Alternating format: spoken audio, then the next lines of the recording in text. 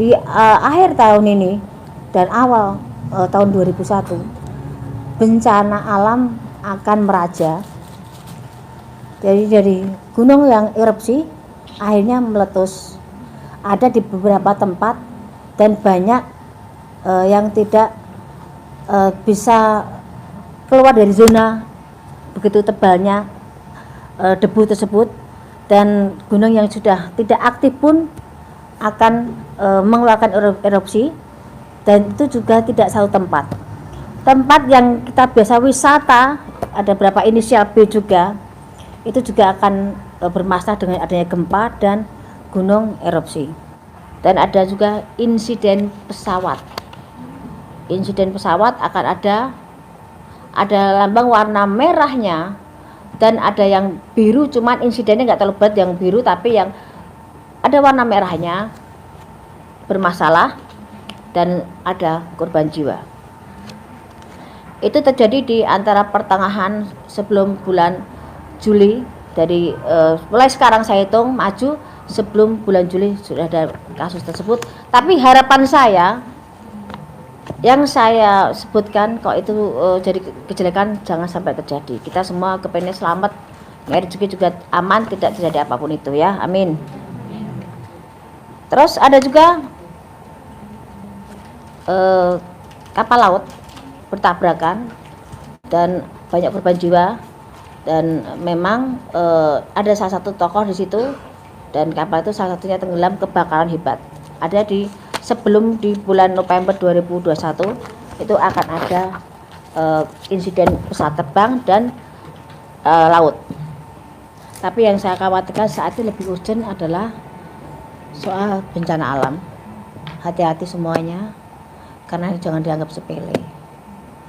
Dan ujungnya saya minum dulu sebentar ya, karena saya juga haus. Ada terawangan sosok pemimpin negara di 2024? Ada, dan sekarang ada di jabatan pemerintahan sekarang juga ada kok sosok itu kok. Sudah ada. Sudah ada. Ada di deretan kabinet sekarang tuh ada. Dan dia memang akan jadi presiden tahun pengganti tahun Jokowi ini.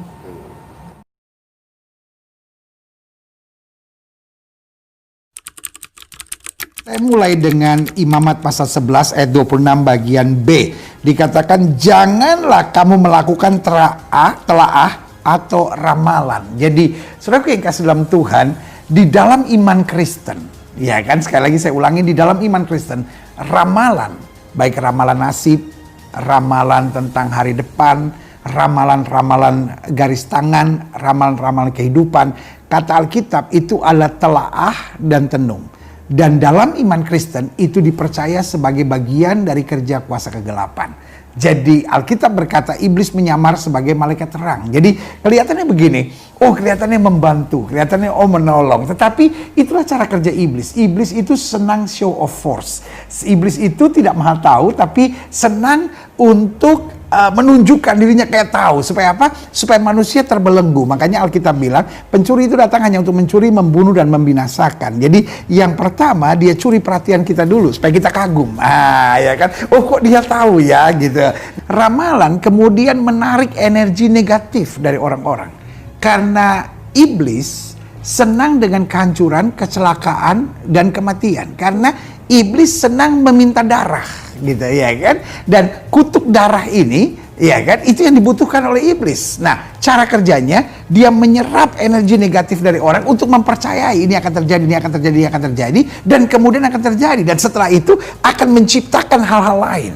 Dan saya sebagai hamba Tuhan, saya sebagai seorang pendeta, saya sebagai seorang pengikut Kristus menantang Mbak Yu ini untuk kita buktikan ramalanmu yang betul atau Tuhan Yesus saya yang lebih hebat.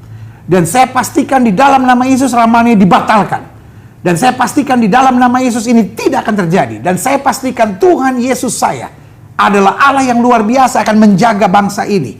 Karena bicara tentang presiden, maka buat saya adalah kehormatan bangsa. Dan untuk itu kita orang Kristen dipanggil untuk mendoakan pemerintah, mendoakan pemimpin-pemimpin kita. Dan saya bersama dengan hamba-hamba Tuhan lainnya berjanji di hadapan Tuhan untuk berdoa bagi Bapak Presiden, berdoa buat Indonesia. Sehingga ramalanmu itu adalah ramalan yang kosong, Ramalanmu itu adalah ramalan yang tidak terbukti. Ramalanmu itu tidak akan terjadi di dalam nama Yesus. Dan sebagai hamba Tuhan, saya akan menantang saudara untuk membuktikan ramalan mana yang betul. Apakah ramalanmu ataukah doa orang-orang benar, doa orang-orang beriman, apapun agama mereka. Kita akan berdoa bersama. Dan saya sebagai hamba Tuhan menyatakan bahwa Indonesia tetap akan aman. Bapak Presiden Jokowi tetap akan terlindungi oleh Tuhan. Tidak akan ada kerusuhan-kerusuhan, penjarahan-penjarahan seperti yang kau ucapkan itu. Di dalam nama Yesus dibatalkan. Rancangan-rancangan iblis itu dihancurkan di dalam nama Yesus. Dan kami berjanji, para hamba-hamba Tuhan, untuk mendoakan negara ini. Karena itulah janji firman Tuhan. Karena di dalam iman Kristen, ramalan adalah sesuatu yang bohong. Ramalan adalah sesuatu yang dipakai oleh setan. Ramalan adalah sesuatu yang cara kerja iblis untuk mendatangkan kekacauan. Itu sebabnya saya sangat minta maaf. Saya tidak membenci siapapun, termasuk Mbak Yu. Saya mendoakan Mbak Yu untuk kembali ke jalan yang lurus. Untuk tidak lagi menyampaikan ramalan-ramalan yang kemudian hanya menciptakan hal-hal yang sifatnya negatif. Kita orang-orang beragama, kita orang-orang beriman, duduk dan berdoa, itu yang lebih penting. Duduk dan beribadah, itu lebih penting daripada menyampaikan ramalan-ramalan. Tujuannya apa? Untuk menunjukkan kau hebat? Untuk menunjukkan sesuatu kau tahu terjadi sebelumnya? Padahal ujung-ujungnya hanya maut, kematian, kerusakan, kehancuran, dan kekacauan. Ya kan, ujung-ujungnya diramalkan, oh artis-artis akan bercerai, ujung-ujungnya akan ada kerusuhan, oh akan ada kekacauan. Itu sebabnya kami hamba-hamba Tuhan berjanji di hadapan Tuhan untuk berdoa. Karena kita diingatkan oleh Alkitab bahwa kita harus berdoa untuk pemerintah. Kita harus berdoa, menaikkan syafaat untuk pemimpin-pemimpin. Dan pada saat ini, sebagai seorang hamba Tuhan, mengajak kawan-kawan hamba-hamba Tuhan, mengajak kawan-kawan yang beriman dan percaya kepada Allah yang hidup, sesuai dengan pengakuan kita sebagai bangsa yang Pancasila, bahwa kita percaya pada ketuhanan yang Maha Esa. Karena itu kita berjuang bersama untuk berdoa buat bangsa ini. Kita tidak percaya pada ramalan-ramalan. Bahkan kita tolak, kita patahkan, kita hancurkan setiap rencana-rencana ramalan-ramalan palsu tersebut.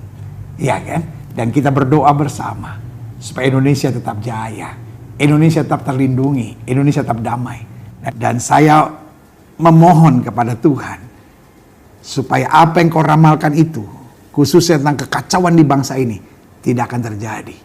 Kenapa? Yang pertama, saya percaya doa orang benar besar kuasanya.